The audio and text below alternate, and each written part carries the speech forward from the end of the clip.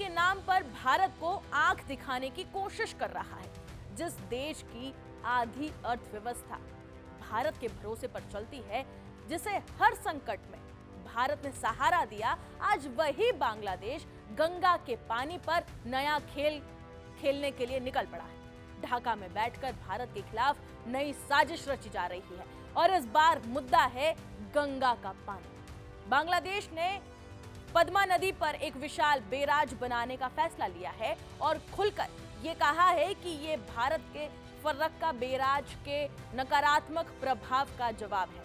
यानी जिस भारत ने 1971 में बांग्लादेश को नया देश बनाने में मदद की, आज उसी भारत पर पानी रोकने के आरोप लगाए जा रहे हैं, और वो भी बेबुनियादी। लेकिन सवाल यह है कि क्या सच में ये सिर्फ पानी का मुद्दा है या फिर भारत के खिलाफ नई राजनीतिक चाल।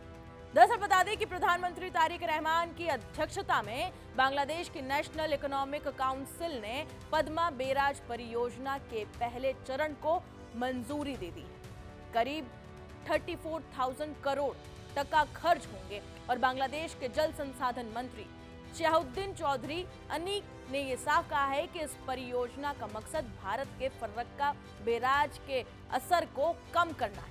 यानी सीधे सीधे भारत को निशाने पर लिया गया।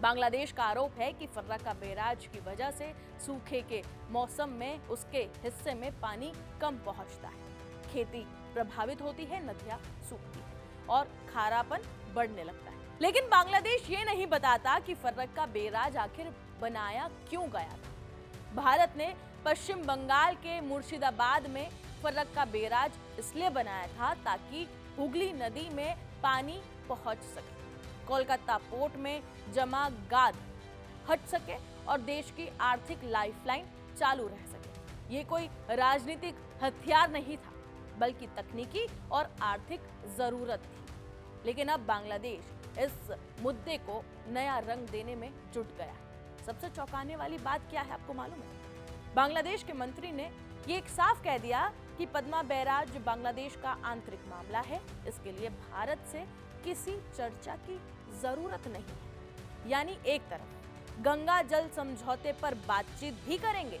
और दूसरी तरफ भारत को बिना बताए गंगा पर नया खेल भी खेलेंगे। याद रखिए, भारत और बांग्लादेश के बीच 1996 में गंगा जल बंटवारा संधि हुई थी, जिसकी अवधि इसी साल दिसंबर में खत्म हो रही है। और इससे पहले ये पूरा विवाद खड़ा होना कोई साधारण या मामूली बात नहीं है। दरअसल आपको बता दें कि बांग्लादेश अब पानी को भी राजनीतिक हथियार बनाना चाहता है। ढाका को ये लगता है कि भारत पर दबाव बनाकर वो ज्यादा पानी हासिल कर लेगा।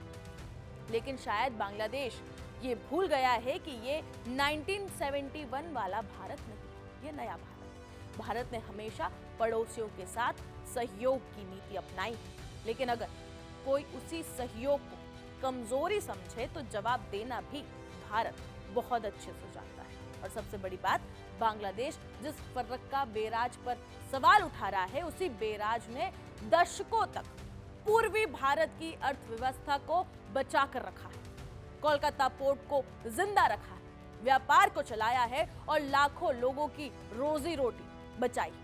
अब देखना यह होगा कि आने वाले महीनों में गंगा जल संधि पर क्या फैसले होते हैं, क्या कुछ सामने आता है। लेकिन इतना तय है कि पानी के नाम पर भारत को घेरने की कोशिश अगर की गई तो दिल्ली भी जवाब उसी भाषा में देगा, जिसे ढाका बहुत अच्छी तरीके से समझता है। फिलहाल इस रिपोर्ट में इतना ही। बाकी तमाम खबरों के लिए जुड़े रहें जी न्यूज़ से।